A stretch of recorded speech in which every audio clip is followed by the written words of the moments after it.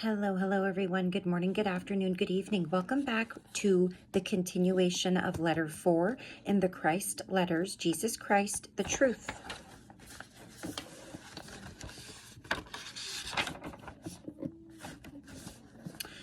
You are all important within your immediate environment. The parent who feels that all is done for the family is not appreciated, who feels that he or she does not make an impact on family life, is never heard, respected, loved, who feels that outside the home or in the workplace, he or she is of no consequence and will not be missed, is lacking insight. Such a person, be they male, female, father, mother, friend, worker, employer, all make an impact on their environment. If they were removed from it, there would be a hole in the fabric of the environment. There would be loss, and it would take time for that gap to be filled in with the arrival of someone else, and by new activities of those left behind. A void is left by the biggest power and voice, doer of good, or the most menial worker sweeping the floor or garden paths. Each one inhabits a special place in the whole environment. Each one brings their own talent, their own character, their own way of doing things, their own impact on the people they speak to the place where they live or work. They are vital in their own niche. No one can rob a person of their importance, except the person himself by his denial of his value. No matter if a person is born handicapped, they still have their unique place of importance in the family, the environment. Sometimes they occupy a greater position of importance than if they had been born whole and perfect. Their achievements arouse wonder and respect. The impact they make on the environment depends entirely on their will to be, their will to act, their will to radiate goodwill, their will to make the most of their opportunities, their will to be special for people by making other people feel better than they did before the contact took place. Every condition arises out of the will, which is exercised at all times. Some have been born with great willpower, others with less. But the moment that a person fully realizes that all willpower has been drawn from universal consciousness and willpower can be increased by calling on one's source of being for increased willpower, so does the person begin to realize that willpower is not limited after all. It can be drawn according to the magnitude and strength of one's faith from universal consciousness itself. Each and every one of each gender, every race, nation, religion, every level of resources and income, from pauper to king, is equally important in the moment of now, in the moment of end of day. True differences only arise from what each person gives of himself to this moment, the next moment, and the rest of the day. A king or prime minister can be remembered for his goodness, the benefits he brought his country, or for the misery he imposed on the people. Similarly, a man born into an impoverished family, who may not have developed his abilities to any high level, but who gave his all in his service to his environment, will eventually be as revered by kin and friends, and in the next life reap of his sowing as does the king or prime minister. Such a person will have contributed life to his environment, because the nature of life force is unconditional love and service, work and harmony, giving whatever is necessary for the fulfillment of the needs of another. If each day your life force is spent in just giving a cup of tea to people who are sick, then let that life force be spent in its highest form, as eager willingness to walk to the patient with a warm smile and hand over the tea with kindness, goodwill, and a desire for the healing of that person. In such a way, a tea giver can become a radiant medium of healing and upliftment. The more frequently the tea giver calls silently for an inflow of divine consciousness into their own consciousness, the greater and more penetrating will be their radiated life force to the patient. The sick person may not be aware of what is happening, but a room full of sick people attended by such a tea giver or carer will recover more swiftly than those who receive their tea from one who hands it to them without a glance of recognition, without a word, without a kindly thought. No, each job, each moment can be sacred and beautiful, radiant with the inflow of divine consciousness life force, uplifting, healing to the self and others. If a person takes time to realize that she is a channel of divine consciousness, which is itself all healing, all protection, all fulfillment of a person's every need. One person, even one who cleans the floors and empties the bedpans, possessing such a realization, can enter a room and become the most important person, perhaps the only distributor of good amongst 6 people handing out bedpans. Such a person can leave behind a legacy of increased strength in every patient. Every single person who realizes that from their eyes is radiated potent like force to those at whom the vision is directed can know that their glance, that penetrating look, that smiling gaze has benefited the one who received it. For everything we, yes, you and I, the Christ, think and do is an act of consciousness. And consciousness is life force. With the activity of our minds, yours and mine, we shape our consciousness, our life force, into different forms which will bless or curse the environment. The only difference between you, Muhammad, and myself, known on earth as Jesus, is the kind of thought and feeling that Muhammad and I radiate to others. We both radiate life-giving consciousness energy to the world. What are you radiating in your world? Remember again how during a time of great stress during my time in Palestine, I cursed the fig tree and it shriveled to its roots. Not long afterwards, I was also roundly cursed by Roman soldiers and Jewish priests alike. I too was shriveled to my roots before I died on the cross. Beware what you hand out to others. Make certain that you would like to receive the same. A cup of water handed to someone with love can bless and uplift that person, or if handed out with ill feeling, can make the recipient feel small and of no account, a little weaker and more depressed. What part are you playing in your environment?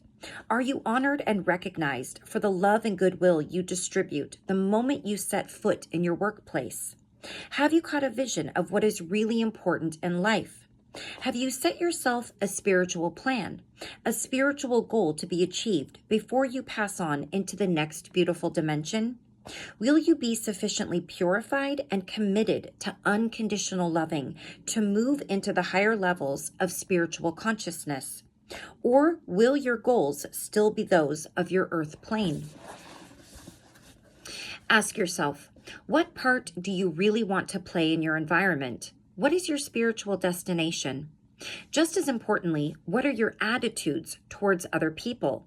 Superiority and exclusivity, or an awareness that most people are doing the best they can with whatever talents they possess? To reach your full potential, you must realize that neither position nor wealth can limit the power you exercise in the world. Your only limitations are your attitudes and thoughts arising from your attitudes. The life force radiated from the mind of king, prime minister, general, or lowly servant, or soldier is equally powerful and productive of good in the environment, providing each one disciplines his thoughts to become attuned to the spiritual frequencies of unconditional love and divine consciousness. Furthermore, such thoughts enter and enhance the world consciousness force itself. Each person adding their spiritual thought to world spiritual thought strengthens it. The only factor which determines the degree of imparting of life or sickness propensities is the level of realization and spiritual understanding that a person has drawn from the source of being. Therefore, the man who happily removes the neighborhood refuse with a good heart and a blessing on all whom he meets is a bright light shining in his little world. And the money-grasping, ill-tempered man of wealth and substance emerging from his mansion to go to the office is a pool of darkness which can be felt negatively by those who venture near him. No matter what you do, what you possess, the position you occupy in life, there is no limit to your potential development for good. There is no limit to the potential grandeur and glory of your being. Your only limitation is the amount of time and energy you are prepared to devote to meditating on your source of being and opening your human consciousness to enter into it and receive it into your mind. Therefore, religious leaders, revere your congregations because you do not know what spiritual insight and progress is taking place in the minds of those who may appear to be very humble and of no account socially. Religious leaders, cease your criticism of other religions because you do not know the heights of spiritual knowledge, insight, and enlightenment their adherents may have attained. Religious leaders, realize that you yourselves are only as spiritually advanced as is your personal perception of reality. If you have no perception of what lies beyond the veil of your material world, you may be religious, but you do not have a spiritual consciousness. This is the true ideal, the true aspiration, the highest goal, to understand and experience the reality behind and within all things, giving them their individual being. You may call the reality God, Allah, Jehovah, infinite intelligence, divine mind, or creative consciousness, or the Teo. All these names mean the source of your being, your creative origins. You can have no higher aspiration than this, to understand and experience the reality behind and within all things, giving, maintaining, and sustaining all individual being. This was the goal presented to you by every enlightened teacher who has come to earth. They all shared the same vision, the same realization and understanding. Such teachers were held in high esteem, but few of their followers understood what they were being taught. Each man placed his own interpretation on the teacher's words. Each man's interpretation arose out of his personal conditioning and bias. In your personal lives, remember at all times that your thoughts, words, deeds not only have a bearing on your future life, but also affect the people with whom you are relating at any moment. What are you, employer or employee, personally contributing to the successful operation of the business in which you earn your daily bread, be it factory, farm, shop, or professional office? What are you giving to your employees or fellow workers in well-being and good feeling? What are you doing for the entire building? For the building, you may ask in amazement. But I repeat, what are you doing for the building?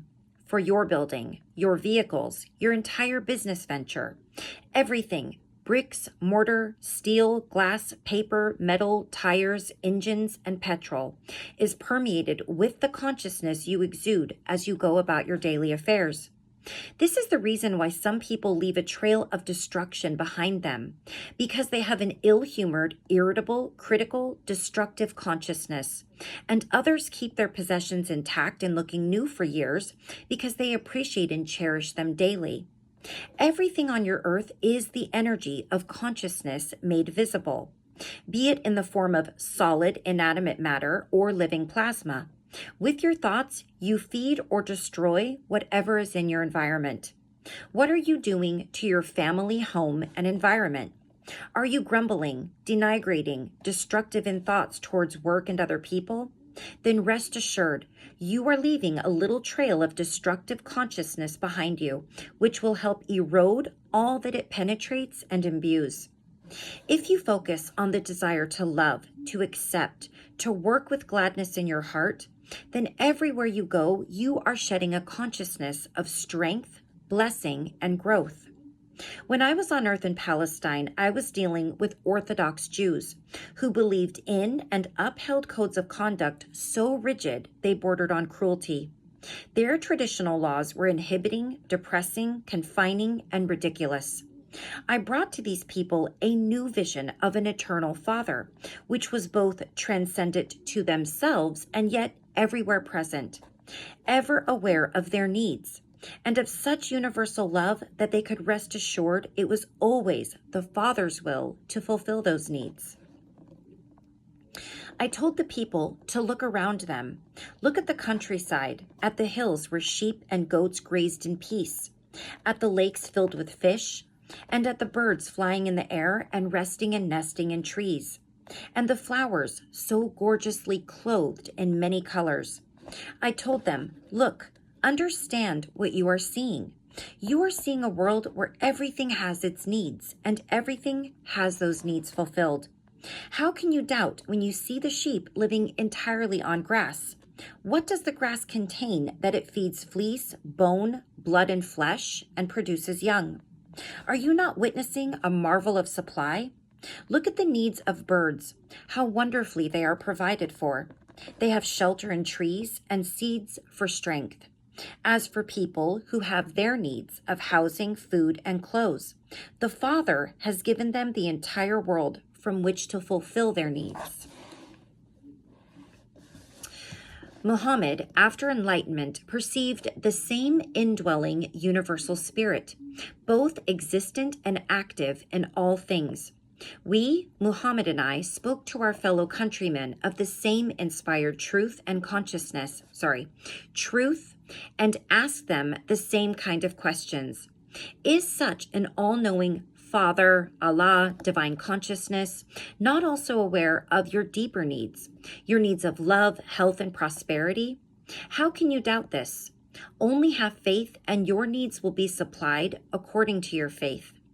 It is your lack of faith which withdraws energy from the natural flow of Father, Allah, love in your bodies, relationships, and lives. So often in despair, when on earth in the person of Jesus, I exclaimed, would that could I tell you and show you and make you see how it is that the Father knows your needs. Would I could show you how you yourselves contribute to the making of your own tomorrows and the tomorrows of all those who surround you. If only I could help you see that you truly reap as you sow. If only you could see the truth of existence as I saw it when in the desert in Palestine. You would know then that your thoughts, and actions grow in magnitude and strength day by day and take on outer form exactly as the seeds of plants go into the earth and grow, taking on ever greater outer forms of stems, leaves, and fruit as each day passes after another. I could show you how important you are every second of the day in the fabric of your home, your work, and your country. I long to help you see how your thoughts are the origin of all your good and evil. They are the very ground of your good and evil. If it be that evil comes to you, do not look at your neighbor to see from whence has come that evil. Look within your own hearts and see when last you were at odds with someone destructively, by slander, falsifying truth, rejection, criticism. That was the moment of birth of your present grief. You have been told that you must wrest an eye from whoever takes your eye, but I tell you that this is foolish. If you have your eye gouged from its socket, and you likewise take your opponent's eye, you will probably find yourself shortly without a hand and leg. Better to stand stock still, raise your mind and heart to the Father, Allah, divine consciousness, and pray for help and healing and protection from any greater calamity. And pray too for your adversary, because any ill feeling you have towards him will only draw more pain and distress towards yourself. Forgive him, pray for him, and you will bring into being blessings for yourself. Not because you have pleased the Father, Allah, and done the right thing, but because your consciousness will attract blessings into your experience. You will be truly blessing yourself as you pray for blessings for others. But let not this be your motive. Otherwise, the blessing is tainted by your self-regard.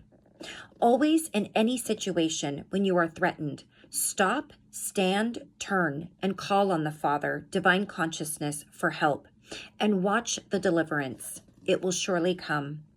I tell you beyond all fear of contradiction that if any of you who will live in the protection of the Father, Allah, divine consciousness, by radiating goodwill and love to everyone in your life and country, and even your so-called enemies, you will never be attacked, you will never know sorrow, you will never be subject to any of the human ailments and misfortunes which human consciousness creates. You will be enfolded in a mantle of light and love. Divine consciousness will flow into your mind, your body, and your life. People may be falling ill around you, felled by an attack, or drowning in an agony of fear, but you will walk the same path conscious that no one has the least human power against the power, the source of your being, which has given you your own being and life on earth. Not one may dare deny this statement, since none who would want to deny it has reached the level of spiritual consciousness where such protection is a normal occurrence. Therefore, how can they deny this statement? And I speak the self-same truth to those who have reached the level of spiritual consciousness, which perceives the universality of the Father, Allah, divine consciousness, and its abundant love radiated to all and everyone. Such spiritual adepts strive to live within and radiate that love, and will gladly confirm that this is a truth I have stated. They will have experienced the miraculous protection and fulfillment of need, and will know they can relax in the Son of the Father, Allah, divine consciousness, goodwill, and love. They will also be happy to accept that divine consciousness, called by any other name, God, Yahweh, the Absolute, Infinite, Allah, always remains the universal, interpenetrating divine consciousness, despite all the differing terminologies used by various nations. They will have reached that level of spiritual awareness when they can perceive that behind all color, language, beliefs, actions of whatever kind, all people, all creation itself, is one at the grassroots of their being. Man and ant share the same origins within the equilibrium of universal consciousness. This is true freedom, the only freedom. Until you are prepared to realize and accept that your source of being within you and above you and around you can indeed flow into your mind and body directly in response to prayer, you will be subject to all the ailments of the earthly and human consciousness. When you steal, you will lose things also. When you fight and wound, maim and kill, you will be maimed, wounded, or killed in body and or spirit. When you start a war, it will be a long and bitter struggle. Everything evil you endure, you have been the original cause of it. Yours is the ability to choose the way you wish to live in future. You choose the way you will live by changing your consciousness from antagonism to love and acceptance of everyone equally. If you imagine the damage and hurt you would like to inflict on another, your thought will reach your enemy and will erode their strength according to the intensity of your intention. Do not think that your thought has dissolved and is no more. It rests in electromagnetic strength, taking on form until it rebounds to harm you also. You can do much damage with your thinking and feeling, damage to others and damage to yourself. Therefore, guard them, the tools of your creativity, well, and at all times turn to the Father, Allah, divine consciousness, and ask for relief from any thought which is contrary to true unconditional love. According to the power of your prayer and the sincere faith in which you raise your mind to divine consciousness, your thoughts will be imbued with new life and love. Okay, I'm going to stop right there. And in the next video, of course, we will continue in letter 4. There was some very profound information in this section. It's all profound, but this especially hits home and is absolutely easier to take in, I think, than some of the other stuff that we've read, because it's understandable straight away, at least for me. So we'll stop right there. Thank you all so very much for joining me. I love you all so much. And until I see you again, take care of yourself, take care of those around you, and I will see you for the next section of Letter 4. Take care until next time. Bye-bye.